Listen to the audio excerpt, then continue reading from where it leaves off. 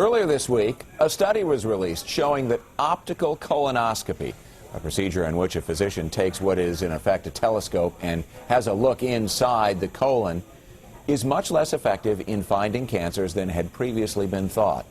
Virtual colonoscopies, which turn out to be very complete X-rays, have been picking up steam and backers in the medical community. Joining us now live in the Satellite Center, Dr. Dr. Klein, who's a radiologist at the Washington Radiology Associates.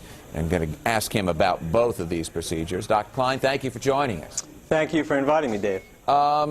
What's your preference? Which should be done as sort of a general screening tool? Colonoscopies had been held out as kind of the gold standard for finding these polyps, these precancerous lesions inside the colon, and it looked like it was a very effective study. But a couple of studies now, this one that we talked about this week and an earlier study that showed they were having problems finding a certain kind of polyp, of lesion inside the colon wall, that maybe they aren't as good as we thought they were. What's your view? Well, colonoscopies have been around for a long time, and we know that screening for colon cancer works. The question is, what's the best way to do it? The first question you asked me is, would I recommend a virtual colonoscopy or an optical colonoscopy?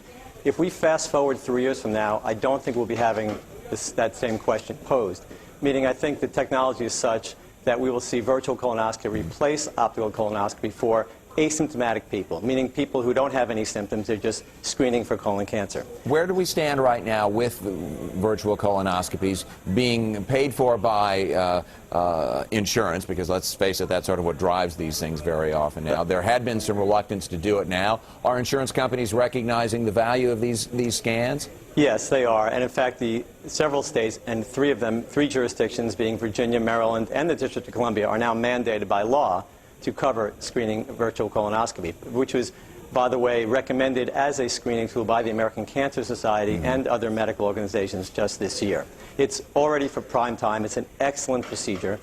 What it replaces being put to sleep and losing a day of work by instead lying on a CT scanner, which is a technique many people are already familiar with, and then having 2 scans, one generally on your stomach, one on your back. The entire procedure takes about 15 minutes. There's no sedation. It's completely safe and risk-free. Dr. Klein, I'm afraid we're going to have to leave it there. We've run up against the tyranny of the clock. Thank you very much for joining us. I'd like to have you back, and we'll talk more about this.